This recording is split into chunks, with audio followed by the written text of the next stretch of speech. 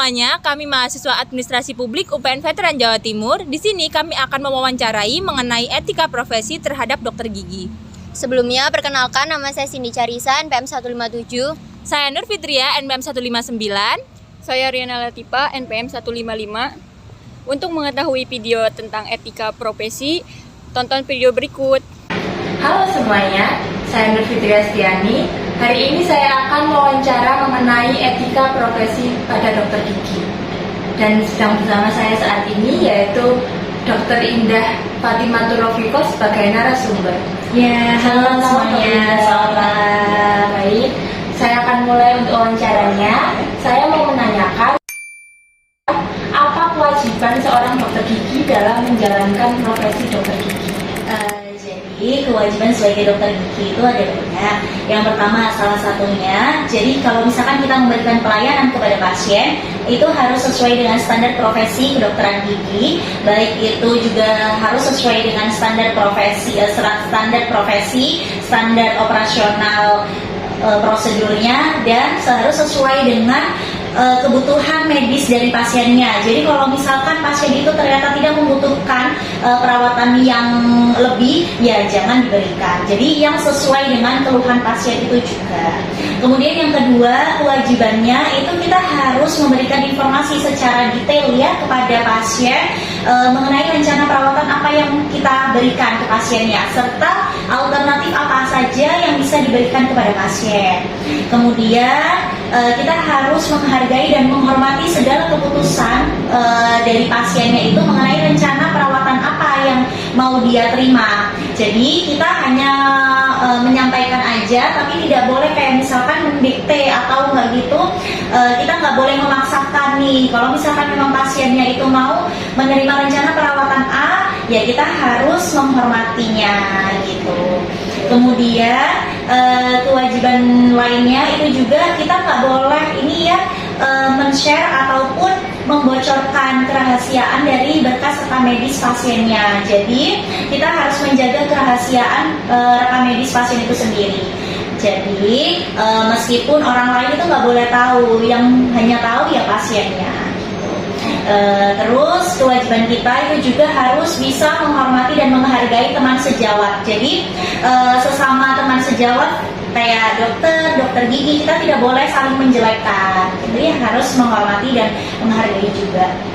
Kemudian juga kewajibannya kita juga harus ini ya menjaga supaya tidak terjadi infeksi silang. Infeksi silang yang dimaksud itu kayak misalkan penyakitnya pasien itu menular ke kita ataupun penyakit kita bisa menular ke pasien, itu tidak boleh. Jadi harus menjaga agar tidak terjadi infeksi silang yang bisa menyebabkan penyakit, baik itu kepada pasiennya, kepada dokter gigi sendiri, kepada stafnya atau pegawai ini, Mbak. Nah, kemudian juga tidak boleh ini ya kepada masyarakat juga nggak bisa. Terakhir ya kayak jadi kewajiban yang terakhir itu ya kita harus menjaga agar tidak terjadi infeksi silang yang bisa menyebabkan penyakit itu kepada pasien, kepada dokternya sendiri, kemudian kepada staf ataupun kepada masyarakat. Jadi infeksi silang itu yang dimaksud itu infeksi yang terjadi, jadi penyakitnya itu bisa menular antara misal pasiennya itu ada penyakitnya bisa menular ke dokter gigi, atau dari gitu bisa menular ke masyarakat lainnya. Itu harus dihindari terjadinya infeksi silang.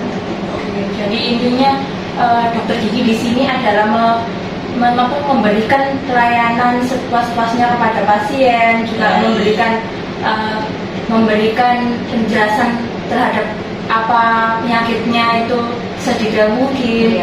Juga di sisi lain yaitu menghormati teman sejawat dokter gigi atau dokter lainnya gitu.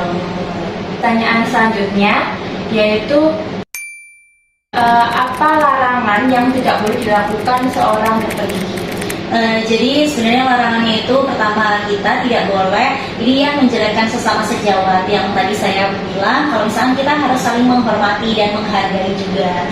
Kemudian yang kedua, kita dilarang untuk ini melakukan promosi dalam bentuk apapun. Misalkan promosinya itu kayak kita memberikan diskon gitu, itu sebenarnya tidak boleh. Jadi di posting di sosmed gitu, itu tidak boleh. Kemudian yang terakhir itu juga kita tidak boleh ini ya, memuji diri sendiri. Bisa kan kalau misalkan dokter gigi kadang ada yang tambal gitu ya, terus habis itu kita memuji diri sendiri, oh bagus ya tambalannya, tapi itu untuk memuji kita sendiri. Nah itu nggak boleh.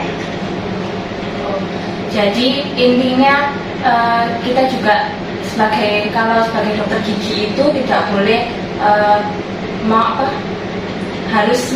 pokok intinya harus menghargai teman sejawat ya, selalu menghormati juga, dan Tidak boleh saling menjelek-jelekan ya, misalkan bilang di pasien A, oh dokter yang ini tuh kayak gini, nah itu tidak boleh. Jadi harus ada nilai saling menghargai dan menghormati teman sejawat tersebut. Juga kepada pasien juga harus berkata yang sejujur-jujurnya mengenai penyakitnya, sejujur mungkin. Ya.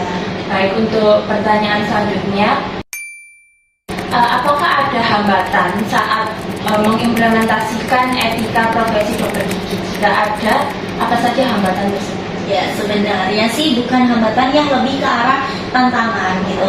Jadi kan di era modernnya kayak gini, terus habis itu kecanggihan dari teknologi itu, rata-rata kan kadang pasien itu lebih tahu dokter atau dokter gigi atau klinik itu dari sosial media ya.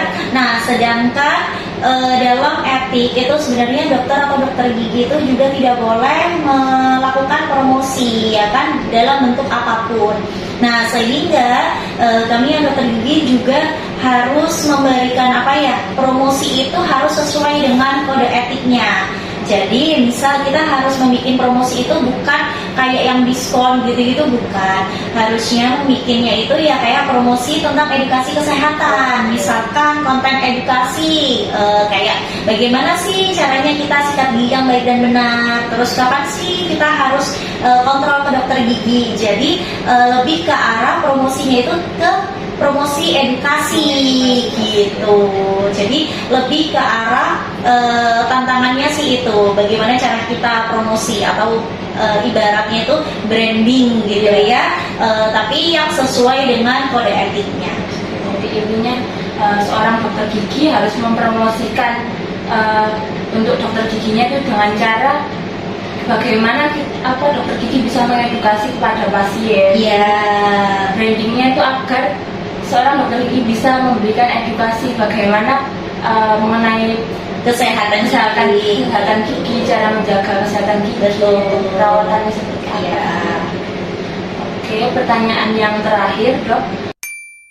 Misal kalau ada seorang dokter gigi yang melanggar kode etik dokter gigi, itu apa sanksi yang akan didapatkan dari adanya pelanggaran? Jadi kalau misalkan memang ada yang melanggar ya kode etik, pertama itu pasti mendapatkan teguran dulu. Teguran itu bisa berupa lisan, bisa tertulis, itu dari profesi. Jadi organisasi profesinya sendiri. Jadi itu bisa ditegur dulu, terus habis itu kalau misalkan sudah ditegur, terus dilakukan kayak pembinaan.